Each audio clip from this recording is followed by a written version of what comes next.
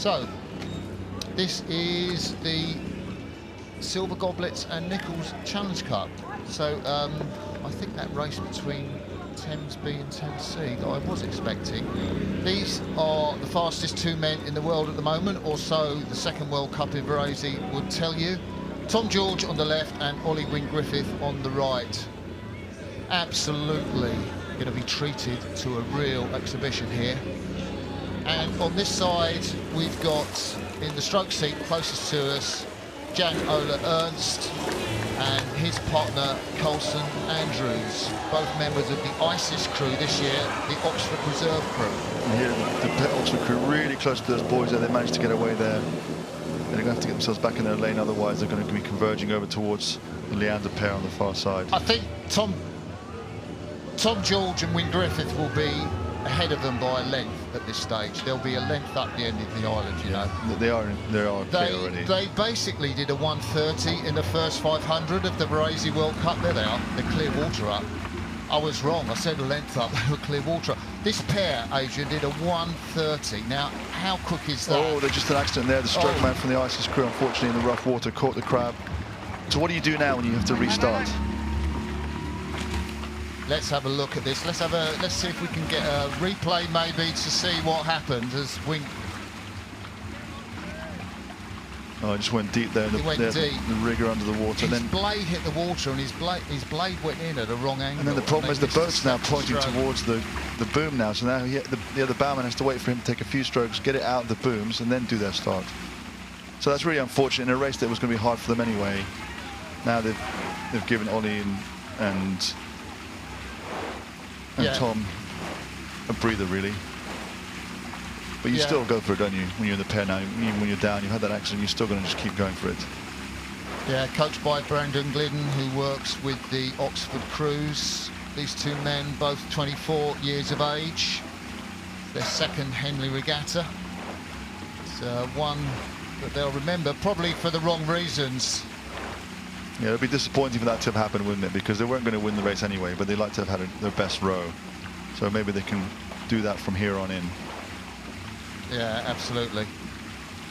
And in the distance, we can see Ollie Wynne-Griffith and Tom George. How far down the track will they go flat out for, Adrian? My guess is because they knew this was a bit of a formality. They would have made a decision to do a piece, like a prep piece, to a certain marker, whether it's the barrier, maybe to Fawley. Maybe they'll just go to halfway.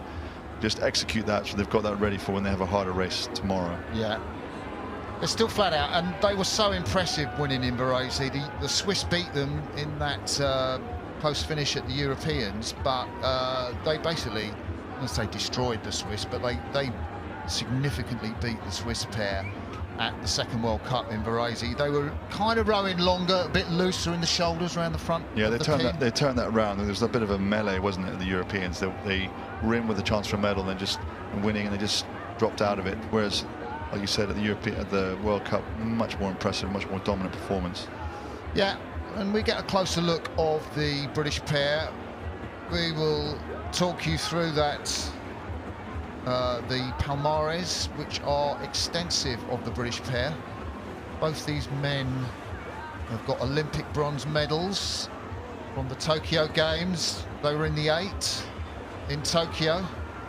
Yeah, and then they both went and did a master's degree last year at Cambridge. Yeah. And then Ollie, who's something's happened with the Oxford boat again, Adrian. Oh, I missed that. Yeah, I think the stroke man, Jan-Ole Ernst, it was the other athlete. The other athlete there who caught their blade, Colson Andrews, I think. So again, trying to get back on. Actually, it was the bowman, wasn't it? It was Jan-Ole Ernst who caught his blade, and the bowman, Colson Andrews, this time, he caught his blade. Let's have a look there. Oh, almost went in, almost tipped in. It's almost the same thing that happened earlier on. That was the stroke man, Colson Andrews. So we're looking at the top left of the Oxford crew. This is a replay. Again. Look at that, and the boat comes right down. They almost fall in. This is a race to forget, isn't it, Adrian? Yeah, and this kind of shows, doesn't it, that these athletes were in the Oxford Reserve crew at the boat race. And this shows you how hard it is to row a coxless pair, doesn't it? Even athletes of that sort of caliber, mistakes happen in this sort of conditions. It's really hard to do. Adrian, is it just about conditions or is it poor technique? Are these lads not used to rowing in the pair? Well, I think that's a possibility. The pair is very tricky, as you know. It's so narrow. You have to have the pressures and balances really perfectly together. And if you just don't get it quite right and the blade digs in the water, it's really uncomfortable. I mean, most of the time it looks absolutely fine, doesn't it? But just experience, I guess, and lack of time in the boat. Yeah, they got a nice boat. The thing is, Wynne-Griffith and George have been in this pair, you know, now this is their second season in the pair, and they're really useful to it. And we will get a look at the British pair. So the British pair, well, let's have a look at their style. So you can see they're shut down, haven't they? So They have completely done their shut down. piece. There is Tom George, closest to us. Phenomenal on the rowing machine, the Ergo. Broke the 5K world records, sub 540 for 2K. Ollie Wynne-Griffith, his schoolboy friend from Radley College behind him, has never won at Henley. This pair lost in the final last year to the Kiwi pair, McDonald and McIntosh. Then they went to Lucerne and smashed the Kiwis. Yeah, they did. They turned it around very quickly. But I think they made a decision against the Kiwis to go out as hard as they can and really go for it. And they learned something from that and blew in that race. So when they went to Lucerne, they actually just paced at a normal pace and then rode the right profile and were quicker. And I think it was a big learning opportunity for them. They said they wanted to take the risk to see what would happen if they did that. Yeah, coached by Dan Moore. Yeah, last year it was Rob Baker, but now they've gone back into the team. Dan Moore is looking after the pair here. And Ollie Wynne-Griffith swapped sides when they were doing a Masters in Cambridge so they could do this pair and managed to finish their Master's degree. And then after the World Championships last year in Račice in the Czech Republic, have gone back to train with the national team in the run-in to Paris. So Ollie Wynne-Griffith and Tom George on the right of your picture, the British national pair. They will be racing for Paris qualification at this year's World Championships. These are two men from ISIS, the Oxford reserve boat. They kind of have a bit of a race to forget, and this should be a great memory where you go up against the British pair, but I think shipwrecks and crabs from Jan Ola Ernst during the race. Maybe you just try a bit too hard because you want to be as close to them as you possibly can.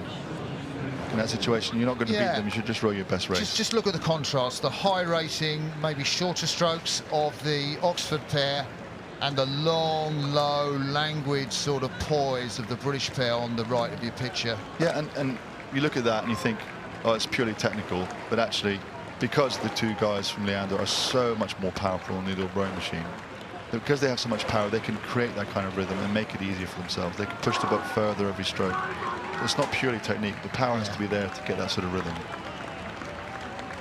Ollie Wynne-Griffith, the bowman there, that's his back. He's a low 540s on the Ergo. Sure, he'd love to go sub 540. But these guys will go on, I think, to race Geffen and Beeson or Stewart and Traeger, the winner of this race. But I think from the first stroke, the names of Wynne-Griffith and Tom George have been on this race, and indeed they will cross the finish line, no problems, no dramas for the British boat, not like what happened to the Oxford boat. Full of drama, their race. It'll certainly be a race to remember. Thumbs up from the British to the Oxford boat there of Ernst and Andrews.